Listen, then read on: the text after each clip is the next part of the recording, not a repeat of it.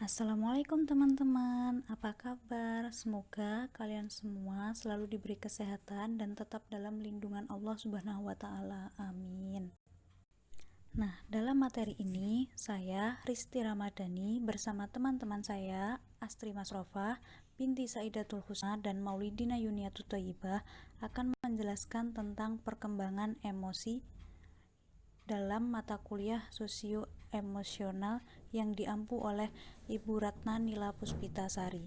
Materi yang pertama yaitu pengertian perkembangan emosi. Nah, yang pertama kita harus ketahui dulu arti dari perkembangan.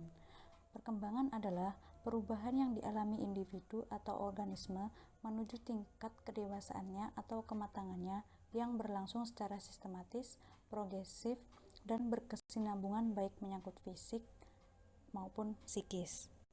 Nah, sedangkan pengertian lain yaitu perkembangan adalah bertambahnya kemampuan dalam struktur dan fungsi tubuh yang lebih kompleks dalam pola yang teratur dan dapat diramalkan sebagai hasil dari proses pematangan.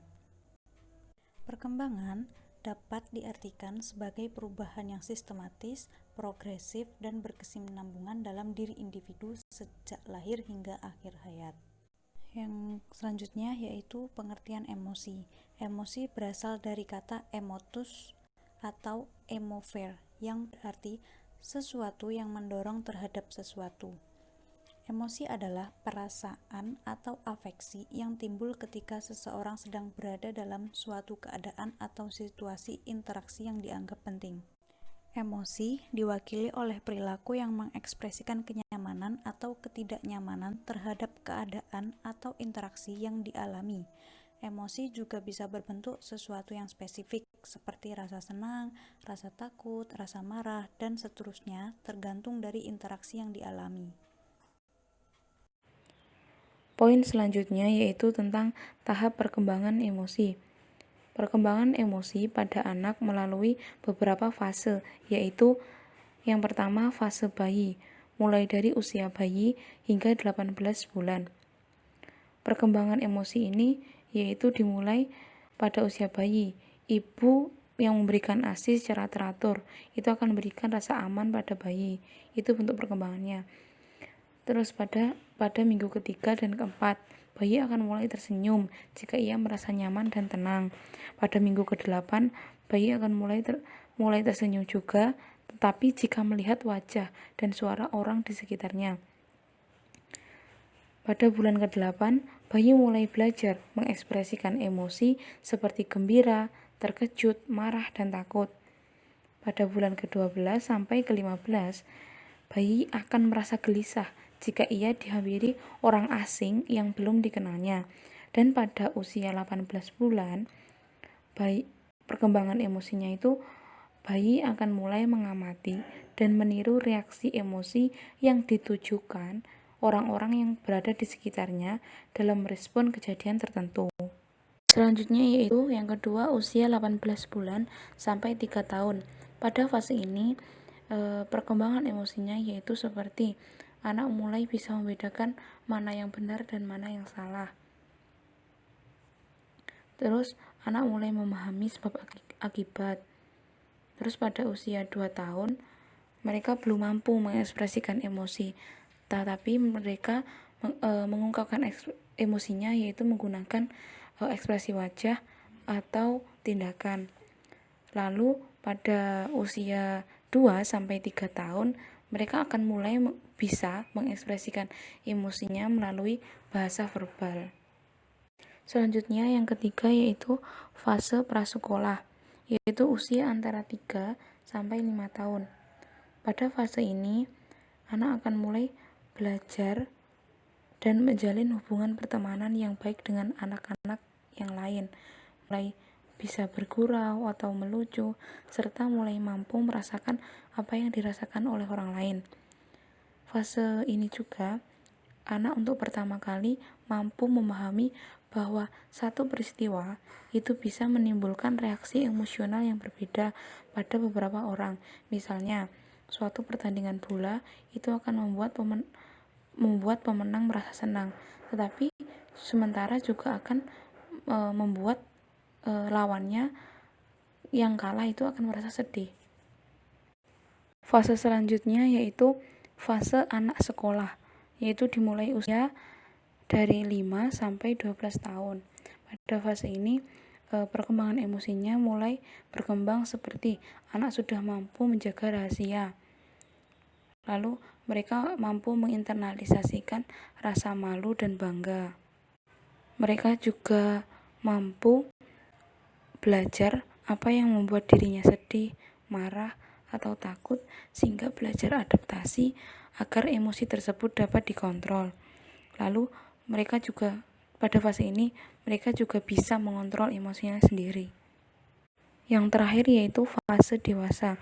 Fase ini adalah fase di mana seseorang sudah harus mampu mengenali perasaan yang ada pada dirinya dan tahu bagaimana harus melampiaskannya.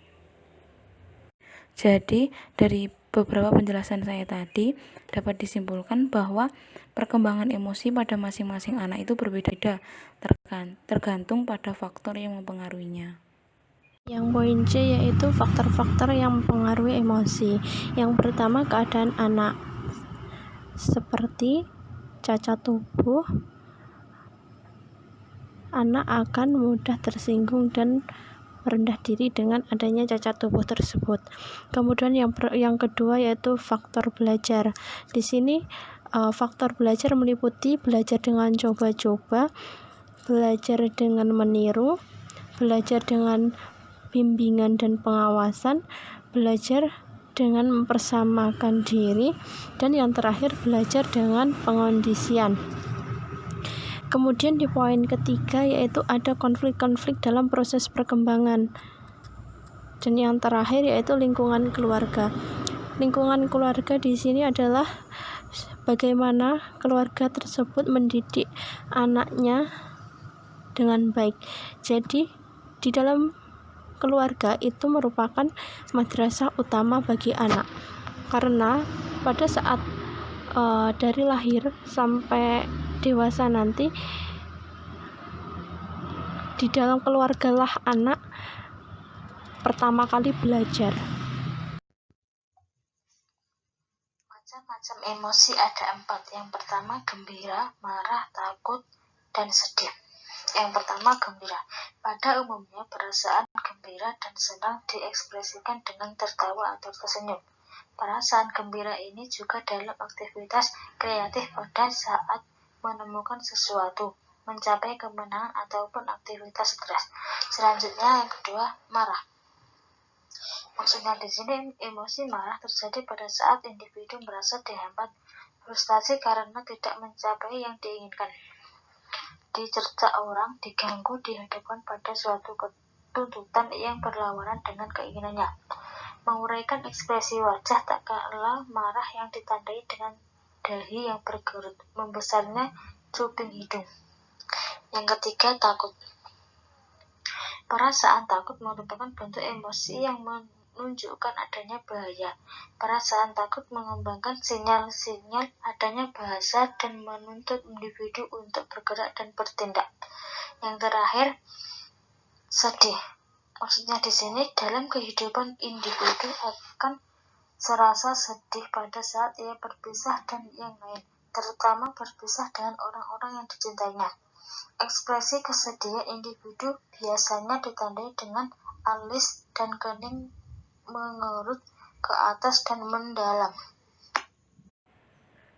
Nah, itu tadi penjelasan dari kelompok kami tentang materi perkembangan emosi yang terdiri dari pengertian perkembangan emosi, tahap perkembangan emosi, faktor-faktor yang mempengaruhi perkembangan emosi, dan macam-macam emosi.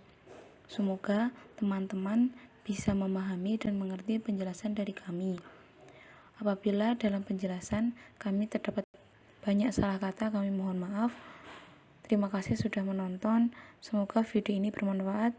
Wallahu muwaffiq ila aqwamit thoriq. Wassalamualaikum warahmatullahi wabarakatuh.